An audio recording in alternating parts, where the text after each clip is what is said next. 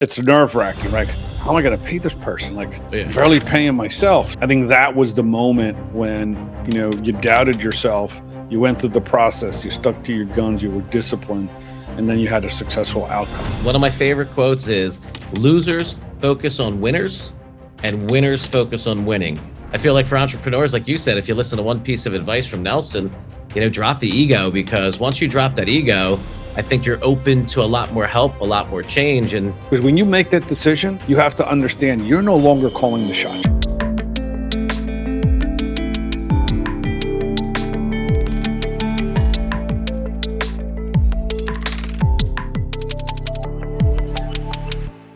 welcome to Built to Scale with me, your host, Anthony Mongeluzo. And I'm here with a longtime friend, competitor, ally. I think we've been around the block. I think mentors to each other, Nelson Gomes. And why don't you introduce yourself and let the audience get to know who you are? Hey, Anthony, it's great to see you, and thank you so much for having me on this podcast. Enemies, frenemies, more like frenemies, in that regard. So Nelson Gomes, currently I'm the Executive Vice President of Corporate Growth and Partnerships at Medicus IT, formerly owner, operator, CEO, and president of Priority One Group. We were a healthcare-focused MSP based out of northern New Jersey. And in 2019, I hitched my wagon to Medicus and been, with Medicus since. And most recently, we merged with an organization called Abacus. So now we're two large organizations based out of, Alpharetta, Georgia, and New York City. So I knew you when. I mean, when we first met, it had to be probably 2005, give or take. Yep. Early on. Remind me, how many team members did you have back then? I think I was like at 10, 12. Yeah, because we used to meet at the diners and all. So, this podcast is really not just about technology, right? Obviously we're bringing tech CEOs and tech leaders like yourself, but entrepreneurs and visionaries. So what I'd like to talk to you about is you had that 12-person company, but you didn't start with 12 people. You started with one. Like, what were some roadblocks, obstacles? Like, what are the challenges you faced starting a business? Listen, I think it all comes to, you're one person, you're wearing every hat. So in my day, I was the sales guy, I was the accountant, I was the help desk guy, I was the sales guy. And I think that you come to a point, that there's only so much you can do. So I think you're limited with time and resources, and you have to make that first jump to hire your first employee. And it's nerve wracking, right? How am I going to pay this person? Like, barely paying myself. So I think at those little small instances of growth and maturity that you have to understand, like, well, I can't do this all by myself anymore. I need to bring, certain people in. So I think that, to me, early on, I'd learned from some mentors that said, hey, you're not going to be able to do this on your own. You're going to have to bring in the right people. Now, was there any moment during the journey and during the process where you're like, you know what, I got this? Like, obviously, there's leaders, we're always looking to get better and learn more and grow from others. But was there a moment where you're like, okay, this is really working for me here? And how'd you get to that moment if you found it, which obviously I think you did? Yeah, no, listen, I think we all have that one moment. And I think for me, it came clear with a large client in healthcare, where they asked me to bring 5 different organizations together. I challenged myself on that one because I wasn't sure if I could do it, to be quite honest. I think I bit off more than I could chew. That was my thought process. But going through the process, being very disciplined in the way that I was taking that approach, I knew that, if I could go down this path and find a way to bring these organizations together, that I could really succeed. It was tough, but once I was able to do it and they saw the value, it just was like a snowball effect, Anthony. I got to tell you, some people in the industry learned about me being able to do that. And then it was, hey, can you do it for me type of thing. So for me, I think that was the moment when, you doubted yourself, you went through the process, you stuck to your guns, you were disciplined, and then you had a successful outcome. Now, that's awesome. Now, how would you say, being competitive just as a person, as a business, helps, hinders? Because I think anyone that starts a company, whether they realize it or not, they have to have some competitive nature, because you're starting this because you feel like you're solving a need that no one else can, or maybe not a need that no one else can, but you could do it better. Yeah, no, I agree. I think that if you're in business of any sort, I think that you have to have some type of a competitive nature. And I think it's not competitive against the next guy. I think it's a competition to yourself, to compete against yourself, to be able to, generate something better than you did before. So first and foremost, I think you have to have the competitive nature to be better than what you were before. I learned early on that, paying attention to the other guy is a distraction. And I think if the time that you pay, attention to the other guy that you're competing with, or, that you may come up against with, and now you're seeing him more and more. I think pay more attention to what you can do better than what that other person or that other organization is doing. And I learned, I think it's important for you to understand your competitors as well. But I think that comes with maturity, instead of worrying about, well, how can I, take business away from him, and the ego gets in the way, right? Yep. One of my favorite quotes is, losers focus on winners and winners focus on winning. And That's correct. you can't be blind to the competition, but you also can't let that entrench you, because it just becomes quicksand. And that's why I like the software 100%. and that's why I love the software development industry, by the way. All those guys get along and love each other and all that. I feel like in our industry sometimes, you get some street fighters or some dirty boxers, but I do see it getting a little bit better. So back to focusing on yourself, right? So we meet 2005, 2006, you got 12 people. You're now part of a conglomerate, over $200 million in sales. How many total employees? We're about 850 now. That's a lot of people. So from when you exited, can you share with the folks, one, how many team members you had when you made the move, and any advice that you would give them? Because obviously you had to be attractive enough for, this PE group to want to bring you on, Yeah. and you have to sell the story. So what's some advice for growth for business owners in general, not just MSP, but just, in life? Yeah. So I think that to answer your first question, we were about 40 employees at the time. We were just sub $10 million in revenue, in top line revenue. I had no intention of selling. However, I was part of a peer group, which, I'm a big ambassador of, and a component that I think every MSP and business owner should be part of, because I think you learn so much from others, because you're stuck in a bubble. And for me, I didn't have any partners. Not having a partner, that's why, if you recall, you and I used to always meet once a month, have breakfast, and talk about, well, what are the challenges that you're having? And we didn't worry about if we were competitors or not, because we knew at the time that we were growing, and we needed to get a little bit from each other to be able to grow. So I think my first piece of advice to those that are looking to grow, and whether they're part of their plan is exiting or not. And I always think that everybody has a plan to exit, whether it's 2 years from now or 20 years from now, is not to be afraid to be vulnerable, especially in instances where that you need help and you're not getting it. So take the ego out of it. I think for me, being part of a peer group was super helpful for me, to be able to be accountable and vulnerable at the same time. If you're going to go through this process, just to jump in there too, real fast, I also think it's important to be vulnerable to the right people, right? Correct. People that actually care about you. If you just go around, telling everyone how bad things are, they're gonna be like, yeah, what's wrong with you, yes, right? like, again, in this peer group type of format, there's a level of trust, right? There's 100%. a level of trust between organizations. I think that, as a business owner, you need to make that judgment call too, of being around the right people. You're not, like you said, you're not going to go around and share that kind of information with people that you just don't know. So for me, it's building a trust with the right people. And as you go through this process of growth, I think that you need to understand that as an entrepreneur, there's going to be areas of your business that you're not good at. One of those areas for me was service delivery. Like, I knew really well of what really needed to get done and what the clients were expecting, but how to deliver that service, that wasn't my really forte. What I learned very quickly was to surround myself by the people that knew that much better than I did, that I could focus on what I love doing more, which is, business development and being in front of people. So that to me was super important. As you go through growth, I think it's, finding a way at how do you mature, not as an individual professionally, and how do you mature the business, because those are two different things. As I got closer to the time when I made the decision to hitch my wagon to Medicus, I knew the Medicus folks. They were already part of my peer group. So we were kind of dating already. And for me, I think for those that are going through that journey or get to that point in their journey where they're really thinking about it, they need to think about a couple of things. One, emotionally, where do you stand?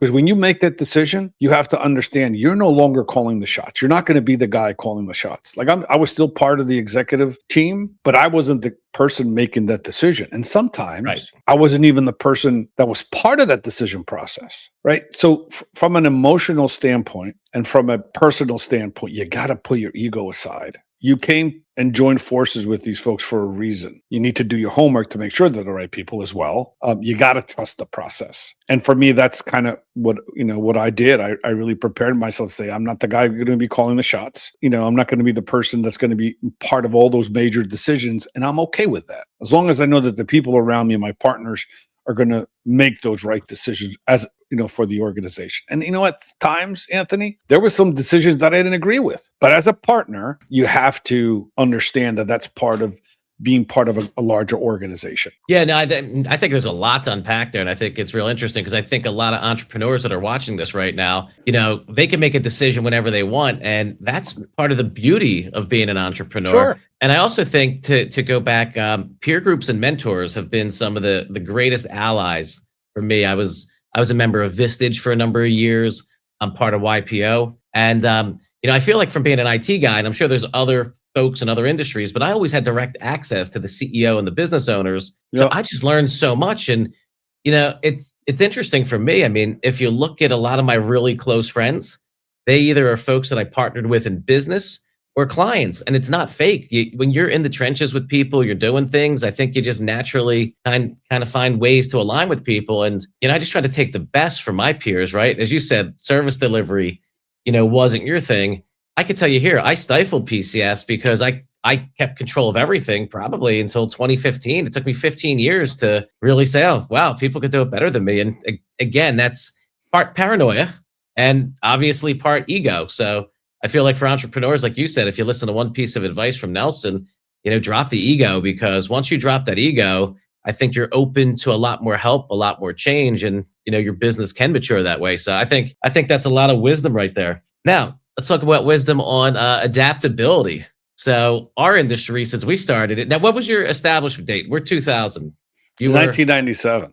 97. So let's go from 97 to when you exited. So you got 20 years there. I could tell you, like, we evolved probably 4 times in that period. How do you feel for business owners? How do you become adaptable, right? Because in our industry, if you don't adapt, you get eaten. Yeah, no, I think that I use a phrase that a mentor once shared with me.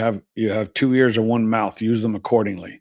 I think you have to listen, and I think you have to listen to your clients, your team, your leadership, and people in the industry. For me, we went through a couple of iterations of growth and maturity, and I soon came to learn that you hit a ceiling at a certain point. And the question is, how do you break from that ceiling to the next level? And I think it all has to do with maturity of the business. I came to a point that most of my business was all referral based. I was like, well, kicking butt and taking names. Like I'm having people that are referring me back and forth. There's only going to be up to a certain amount that you can grow. That's just on referral business, and you being the entrepreneur, you being the salesperson. I think it's, well, if you're doing such a good job, well, how do you expand into different markets by using that same formula? And I think part of it is, well, now you have to have a sales team. All right, I never had one before. What do I do? So it's going through that ceiling. Then the next one is, having different levels of service that you're delivering and offerings. So now you're not just doing managed services. Right now you're focusing on cybersecurity. You're also focusing on professional services around healthcare and some of the things that come with providing services with EHR optimization or implementation. So that's the maturity and the roadmap for me that got me to that next level, to now being okay. And it wasn't by accident, as far as staying healthcare and focused. It was what I really knew, and I think the team really expanded on, and we got some really good traction on, so we stayed the course. That's smart too. I mean, look, in this industry, and I guess industries in particular, which we don't do, but they say there's riches in niches, and for companies that are selling, if they have a specific vertical focus, they're going to get a higher multiple because you're setting yourself apart in that industry. So that's pretty cool. You and I used to debate about that. I'm like, come on, 80% of companies are the same, and you're like, nah, bro, this is what I'm doing. This is my focus. Yeah, So listen, you're always laser focused on that, and I give I you credit think for that. I appreciate it. Thanks, Anthony. I think for me is in the beginning. Listen, you and I did the same thing, right? It didn't matter. We would take whatever we can get. Anything. As you matured as an organization, we were very specific and laser focused on who we were to do business with. First, it was, all right, I'm just going to do healthcare, and at that time, you'd take any healthcare, onesie, Yep. twosie doctor offices, right? Then you were like, you became more mature. It's like, I'm not going to take anything under 20 users, and Right. then you cut to a point like today, it's nothing under 100 users we'll take. Because it's the maturity of the organization, and I'm proud to say that it's a discipline that you really need to zone in on, because if you don't, you can really get lost in the little small opportunities that are no longer part of a business, where we are today. Yeah, it's funny though. You know what? I think the reason why we have so many industries at PCS, when I really got serious, 50% of my business was real estate, title, and mortgage. And then 2009 hit, and it's like, okay, well, that doesn't exist anymore. I lost, I think, almost a third of my business when Mid-Atlantic Wow. Capital went out. They were the largest subprime lender in Jersey. So I was like, you know what? I gotta make sure I'm in Pivot. other places here. I gotta pivot. So thankfully, we're here. We were able to. So let's get to some rapid fire questions. Who's your business hero? I'm an Elon Musk fan. He's more than just a visionary. Like I listened to some of the people that have worked with him in the past, and just his method of thinking and approach is totally different than anybody else. He's super intelligent. If he doesn't know a subject, he's the type of guy, will give me the top 10 guys that are subject matter experts on this, and let's figure out how we can make this different. Like what he built in the space of business is pretty incredible, and he's not done. I think that you're going to see a lot more from Mr. Musk for sure. I think we're just getting started. He's a bucket list guy for me to meet. I've met a lot of cool people, but he's one I'd like to meet. Well, let me know when you get in. I gotta go. Ride your coattails on that one. I'll give you a call on that one. That might be a little tougher though. How about personal hero? My dad. My dad was a simple man, but he just had a persona about him that he can connect with people, and I think that for me, I took that and I live by it today. So for me, I take a lot of the things that I learned from my father and apply them today in business and the things that I do, because he was so authentic. He loved connecting, with people. And for me, that's kind of a mission for me is I want to continue to grow by connecting with new people, learning new things. And, so my dad for sure. I can tell you that makes me happy to hear because, as we've been doing these podcasts, a lot of people have responded with that answer. That would be my answer too. And it's great to see and maybe that's something with the home front. Maybe a lot of great business leaders, really got, a lot of great home support and, had a good role model at the house. So that's a good one. How about a quote you live by? I mentioned it to you before. You have 2 ears and 1 mouth. Use them accordingly. The power of listening, I think, is super important. As entrepreneurs, I think sometimes, I can only speak for myself. Like, so if we tend to want to be the guy in the forefront and always talking, always. I had somebody really when I was young kind of share that with me, and it stuck. So let's go to CEO of Priority One. When your 40 team members, if they got into a huddle in 2017 and they had to use only one word to describe you, what's that one word? Disruptive. I like it. They'd probably say that about me. So last one of these. If you were not in the IT world, what would you be doing? What would your career be? I think I'd be some kind of strategic advisor, mentor, coaching, some of that kind of stuff. I truly enjoy now more than ever. I really enjoy the time with other young entrepreneurs or other young individuals that are trying to build something or trying to go down a path or build their careers. Just having a conversation with them and learning more about them and giving them some advice and coaching them. I love that that opportunity to spend time with young people, and then with businesses that are also trying to grow. I sit on a couple of advisory boards just as you do, and to be able to listen and I love doing it because I'm not doing anything that anybody else doesn't know. I just went through it. So it's for Yep. me, it's more of that sounds familiar. Well, let me tell you what you shouldn't do, and here's why. Try doing this because ultimately I went through the same thing. I made that decision, and it wasn't easy. So I love being a strategic advisor as well. That is fun. I mean, it's the only way you get good experience, right, is through learning and bad experience. So you just gotta go through the process. So to close things out here, so we got business leaders, entrepreneurs, future entrepreneurs. Is there any last piece of advice that you'd like to just share? Because obviously you've had a journey from 1 to 850 now. It's a big change and a long journey that I know you're continuing. So, any Yeah, parting words? there's so many things I could say, but I think that you need to stay true to yourself. As we go through this journey, we go through these different iterations of ourselves. But I think you need to be authentic and be true to yourself of who you are. Never forget where you came from. I think it's super important because I think sometimes that'll humble you to understand where you were 25 years ago to where you are today. There was a pattern of growth, but never forget where you came from and some of the struggles and also the people that helped you get there. For me, I think that's super important. And I also, one of the things that I like to do every year is have one word that's going to impact me in 2026. Last year was commitment. This year I came up with intentional. So this year I'm going to be intentional in everything that I do with my family, with my business, with my partners, with my everything. So find something that's going to keep you focused on where you want to go. Sometimes there's a lot of distractions out there that are going to pull you away from what you really want to focus on. Stay true to yourself and always have a mentor that you could bounce things off of no matter what. I still have a mentor today that I meet with at least once a month and like to have a conversation and run things by him. Not that I need reassurances, but at the same time, I think to get perspective. And sometimes you get a humble opinion and be like, yep, he just brought me back to, hey, stay humble. Don't forget where you came from type of thing. So that's my advice to those that are listening. I think that's great advice. And I mean, just to really recap, I mean, we unpacked a lot here today. We talked about growth. We talked about competitiveness. We sprinkled some M&A in there and honestly, just some great advice. So Nelson, I want to thank you so much, not only for being on the show, but for your friendship. I don't take it for granted. And, for those of you that tuned in, I thank you as well. And we'll be producing more content with great entrepreneurs and leaders just like Nelson, and can hope you could tune in. And we'll see you next time at Built to Scale.